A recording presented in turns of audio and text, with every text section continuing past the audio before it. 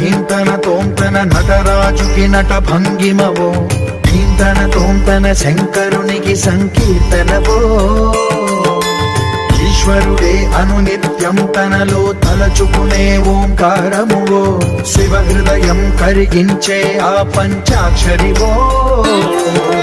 నీ మదిలో మహాదేవుడినే కొలువుంచగా కైలాసమువో, అతని పాదము చందనమే